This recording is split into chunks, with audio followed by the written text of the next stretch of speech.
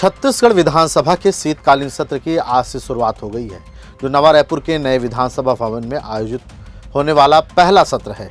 सत्र के पहले दिन ही सदन में सियासी सरगर्मी तेज दिखी। कांग्रेस के बहिष्कार के बीच सत्ता पक्ष ने सरकार के दीर्घकालिक विकास एजेंडे नवा अंजोर विजन 2047 को सदन के सामने रखा। वित्त मंत्री ओपी चौधरी ने इसे विकसित छत्तीसगढ़ का रोड मैप बताया। वहीं भाजपा विधायक अजय चंद्राकर ने विजय की बुनियादी नीतिगत स्पष्टता और जमीनी अमल को लेकर के कई अहम सवाल खड़े किए। नमस्कार, मैं हूं नदीम और आप देख रहे हैं CGNN लाइव। छत्तीसगढ़ विधानसभा के शीतकालीन सत्र की शुरुआत आज से शुरू हो गई है। नवा रायपुर में बने नए विधानसभा में यह पहला सत्र है। पहले दिन कांग्रेस ने बहिष्कार किया है। इस पर वित्त मंत्री ओपी चौधरी ने कहा कि कांग्रेस डूबती हुई नाव है, इस नाव का डूबना तय है, इसलिए सत्ता पक्ष और भारतीय जनता पार्टी पूरी जिम्मेदारी के साथ आगे बढ़ रही है। सदन में विजन 2047 पर चर्चा करते हुए वित्त मंत्री ओपी चौधरी ने कहा कि विजन 2047 विकसित छत्तीसगढ़ के विकास की दिशा में एक ठोस रोड मैप है, जिसे समाज के हर वर्ग से मिले सुझाव के आधार पर तैयार किया गया है। उन्होंने बताया करीब 1 लाख लोगों की सलाह इस विजन में शामिल की गई है।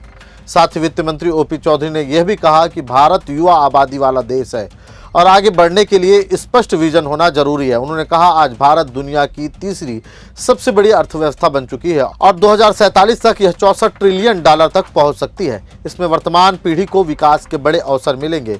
वित्त मंत्री ने कहा कि इसी सोच के तहत छत्तीसगढ़ के लिए भी विकास का विजन तैयार किया गया है। विजन 2047 का उद्देश्य महंगाई, गरीबी, बेरोजगारी को कम करना, शिशु मृत्यु दर में सुधार लाना और कृषि, उद्योग और सेवा क्षेत्र के विकास दर को बढ़ाना है। नवा अंजोर विजन 2047 पर वित्त मंत्री ओपी चौधरी की वो महत्वपूर्ण बातें, जिसे अपने विजन 2047 को लेकर के सदन में वित्त मंत्री ओपी चौधरी ने रखा। उसकी महत्वपूर्ण बातों में एक ये भी है कि नवा अंजोर विजन 2047 विकसित छत्तीसगढ़ के लिए एक ठोस रोड मैप है।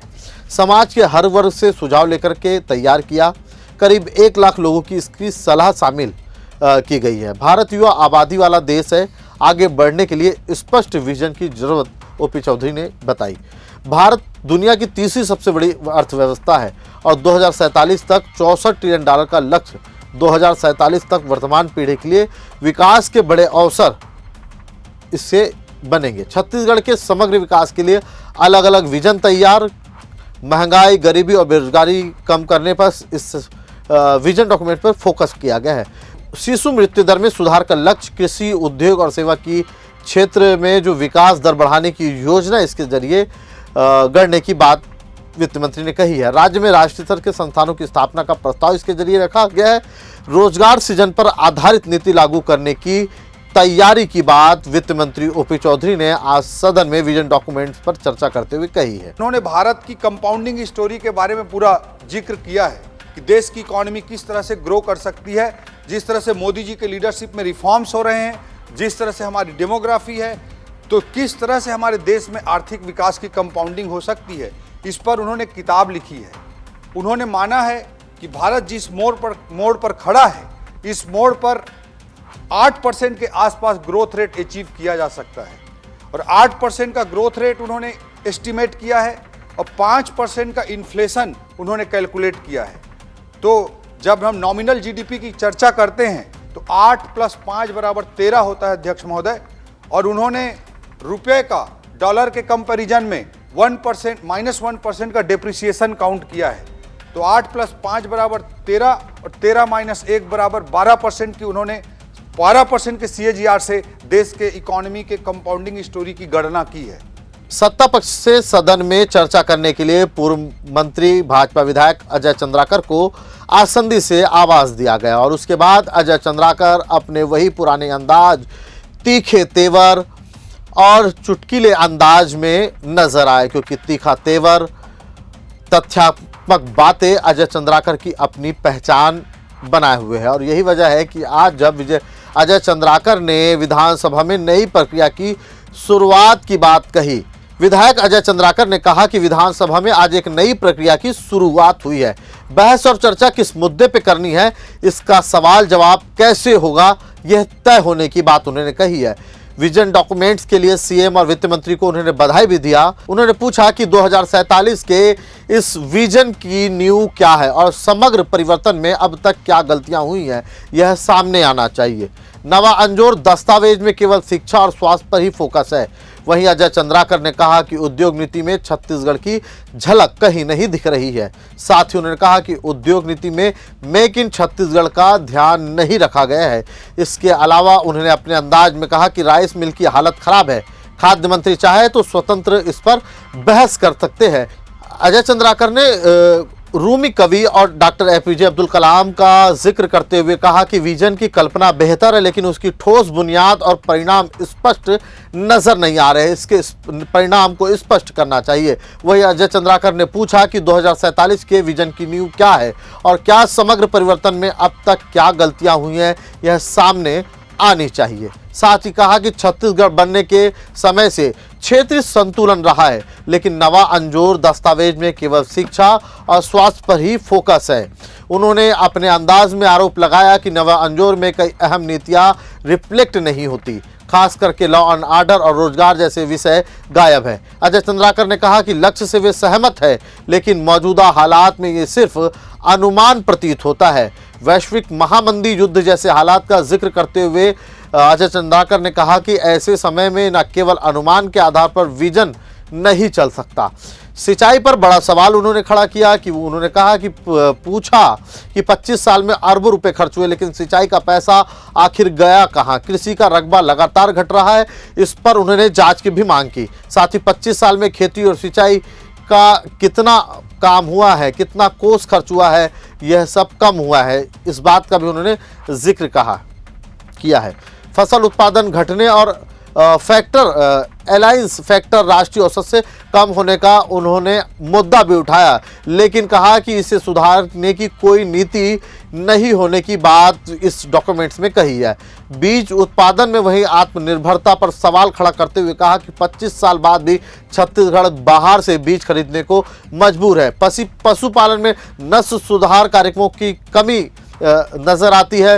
उन्होंने कहा कि विभाग का योगदान सिर्फ 6.3% है। साथ ही कई सवाल खड़ा करते हुए इस विजन डॉक्यूमेंट पे जहां उन्होंने स्पष्टता की बात कही, वही उन्होंने कहा कि जिस मुद्दों को इसमें शामिल करना चाहिए वो तमाम मुद्दे इस पर नजर नहीं आ रहे। ऐसे में हम विजन डॉक्यूमेंट 2047 की पूर्ति कहां तक पूरी कर पाएंगे, जमीनी स्तर पर कितना कामयाब होते पाएंगे, इस बात का जिक्र अजय चंद्राकर ने आज कहा और सत्ता पक्ष पे ही सवाल खड़े कर दिए। माननीय अध्यक्ष महोदय, आपको बहुत बहुत बधाई। और मैं माननीय मंत्री जी से कुछ कहूँगा। ओपन माइंड हो माननीय मंत्री जी, ओपन माइंड कि पीठ थपथपाने,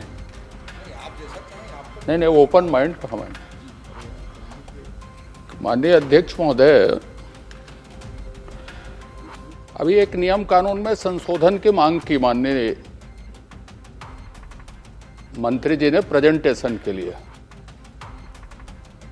आप स्पष्ट करेंगे, हमारी चर्चा है इसलिए मैं विधि विधायी प्रक्रिया में नहीं जा रहा हूं, लेकिन यह चर्चा किस मोशन में किस तरह से होगी, मैं प्रश्न खड़ा करूंगा, उसका वो उत्तर देंगे कि उन्होंने चर्चा कर दी या गोपनीय सत्र जैसे हुआ, हमने एक अपनी अपनी बात रख दी कि प्रस्ताव पर, कि शासकीय संकल्प पर, अशासकीय संकल्प पर किस तरह की प्रक्रिया में चर्चा होनी है और मैं किस तरह से अपनी बात रखूं, ये मेरे अंदर प्रश्न है। लेकिन चूंकि आपने व्यवस्था दी है तो एक नई परंपरा की आज छत्तीसगढ़ विधानसभा में शुरुआत हो रही कि हम कौन सी प्रक्रिया में बहस शुरुआत कर रहे हैं और कौन सी प्रक्रिया में इसका उत्तर आएगा और कौन सी प्रक्रिया में चर्चा हो रही है।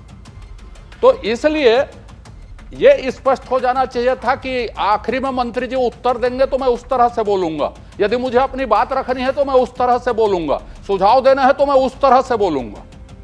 तो इस तरह की चीजें थोड़ी चर्चा शुरू होने के पहले स्पष्ट रहनी चाहिए कि विधानसभा में इस तरह की चर्चा। माननीय अध्यक्ष महोदय, मैंने बात सही कही कि गलत कही? छत्तीसगढ़ विधानसभा के शीतकालीन सत्र के पहले दिन ही नवा अंजोर विजन 2047 को लेकर के सत्ता पक्ष और विपक्ष के बीच वैचारिक बहस तेज होती दिखी। सरकार ने इसे विकसित छत्तीसगढ़ की दिशा में समग्र और दीर्घकालिक रोड मैप बताते विकास, रोजगार और सामाजिक सुधार पर फोकस की बात कही, वही विपक्ष ने विजन की जमीनी बुनियाद और नीतिगत स्पष्टता अब तक की कमियों पर गंभीर सवाल खड़े किए हुए हैं। साथ ही सत्ता पक्ष के विधायक और पूर्व मंत्री अजय चंद्राकर ने भी इस पे नीतिगत स्पष्टता और कमियों पर सवाल खड़े करते हुए सत्ता पक्ष के ही विजन डॉक्यूमेंट को घेरा। कुल मिलाकर विजन 2047 ने सदन में भविष्य की दिशा तय करने की बहस को जन्म दिया है, जहां आने वाले दिनों में इस दस्तावेज की व्यवहारिकता और क्रियान्वयन सबसे बड़ी कसौटी साबित होगी। इस मुद्दे पे आपके क्या राय है, जिसे कमेंट करके हमें जरूर बताएं। अगर आपको यह रिपोर्ट अच्छी लगी हो तो वीडियो को लाइक और शेयर जरूर करें। सब्सक्राइब करना ना भूलें। नमस्कार।